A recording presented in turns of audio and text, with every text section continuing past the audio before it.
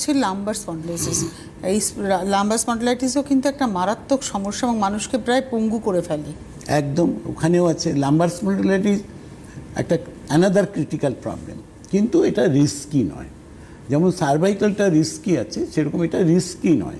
কেন রিস্কি নয়? এটা লাইফ থ্রেটনিংটা কম। লাইফ থ্রেটনিংটা কম, ওটাতে লাইফ থ্রেটনিং আছে, এটাতে নেই। ওটাতে হার্ট অ্যাটাকও হতে পারে সার্ভাইকাল থেকে, কিন্তু এটাতে নেই। আজকে লাম্বারের প্রবলেমস হচ্ছে কি, যে আমি হাঁটাচলা করছি, আমার কোমরটা লক হয়ে গেল, আমি হাঁটতে পারছি না, 4 পা হাঁটার পরে আর হাঁটতে পারছি না, আমি বসলে পরে উঠতে পারছি না, দাঁড়িয়ে আছি, বসতে গেলেও কষ্ট হচ্ছে।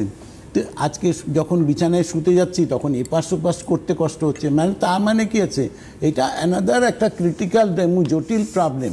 বহু মানুষ আপনার ওয়াকার নিয়ে হাঁটছেন, বহু মানুষ বেল্ট পরেছেন, তাতেও প্রপারলি হাঁটতে পারছেন না। তো বহু কিছু করছেন, কিন্তু গাঙ্গুলি আয়ুর্বেদিকে যারা আসছেন তাদের বেল্টও পরতে হয়নি, ওয়াকার নিয়েও হাঁটতে পারছে না, নর্মাল হাঁটাচলা করতে পারছেন।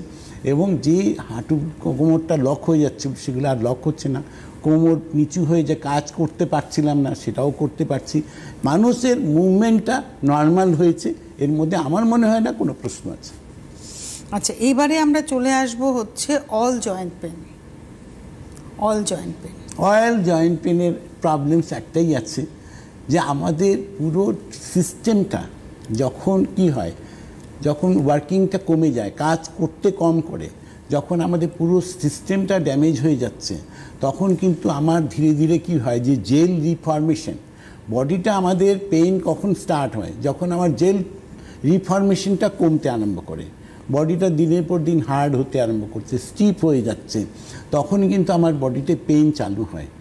এবং সেই পেইনটা আস্তে আস্তে করে আপনার প্রতিটা জয়েন্টে আছে। আজকে মানুষ ফ্রোজেন শোল্ডার, হাত তুলতে পারছেন না, আজকে হাঁটতে গেলে প্রবলেম আসছে, পায়ের আঙ্গুলে ব্যথা করছে, হাতগুলো মুভমেন্ট করতে পারছে না, এই সব ধীরে ধীরে করে জয়েন্ট পেনগুলো চালু হয়।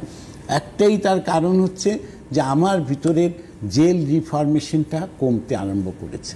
এটা সিস্টেমটা আমাকে বুঝিয়ে দিচ্ছে যে আমি তোমার এখন ডিপ্রেসিয়েশন হচ্ছে কেন, যে তোমার ইন্টারনাল সিস্টেমটা এখন প্রপারলি কাজ করছে না। তার জন্য কি করতে হবে, তার জন্য গাঙ্গুলি আয়ুর্বেদিক আজকে রাস্তা দেখিয়েছে যে হ্যাঁ, আপনি মেডিসিনাল ট্রিটমেন্টে দিয়ে গাঙ্গুলি আয়ুর্বেদিকে যারা এসছেন, যারা জয়েন্ট পেন প্রবলেমস, বহু জয়েন্ট, সারা বডিতে জয়েন্ট পেন, কিন্তু 1 মাস পরে তারা আপনারাই বলছেন যে এখন আমার জয়েন্ট পেন অনেক কমে গেছে স্যার, এখন আমি অনেকটাই সুস্থ। এই যে কথাগুলো আসছে, এটা কিন্তু আমার কথা না, এটা আপনাদের কথা। কেন আছে, যে আজকে মানুষকে আমরা রেজাল্ট দিতে পেরেছি বলেই তবেই তো আমরা 12 ঘন্টা আপনাদের নন স্টপ সার্ভিসও দিচ্ছি। একদম রেকর্ড, এটা একটা ওয়ার্ল্ড রেকর্ড, এটা বলতে পারবো। আরেকটা কথা আমি একটু জিজ্ঞাসা করবো, যে এই যে আপনি একটু আগে ফ্রোজেন শোল্ডারের কথা বললেন, এটাও একটা কিন্তু মানে ভীষণ ঘরে ঘরে ছড়িয়ে পড়ার রোগ, এবং এটা খুব অল্প বয়সেই মানুষ আক্রান্ত হচ্ছে, এমন নয় যে অনেকটা বয়স হয়েছে। এর পিছনে কতটা আমাদের মানে মানে কী বলবো, কতটা আমাদের ল্যাকনেস কাজ করে, মানে আমরা ভীষণ এমন কিছু হয়তো জীবনযাপন করি সেটা হয়তো আমরা ডেকে নিয়ে আসছি। দেখো, সবটাই তো আজকে আমাদের টোটাল সিস্টেমটা, আজকে যে কথাগুলো আমি এখন বলবো সেটাও একটা, সবাই আমরা জানি, কিন্তু জানার পরেও আমরা জানি না।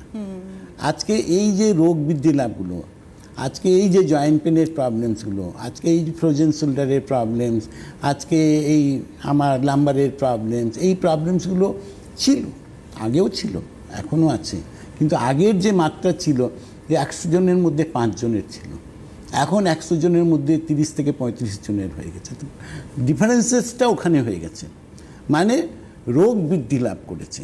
এ কতদিনে করেছে? লাস্ট 25 ইয়ার্সে, 25 বছরের মধ্যে এই রোগের উৎপত্তিগুলো বেড়েছে। এত বেড়েছে যে মানুষ এখন কি হলে দিশেহারা, যাকে বলবো। প্রতিটা ঘরে ঘরের এই অবস্থা, মানুষের জীবনটা মানে কি বলবো, অতিষ্ঠ হয়ে গেছে। যে মানুষ একটা মুভমেন্ট করবে, একটা হাসি মুখে মানুষ একটু ঘুমের থেকে উঠে আমি কাজে লাগবো, লাগতে পারছে না।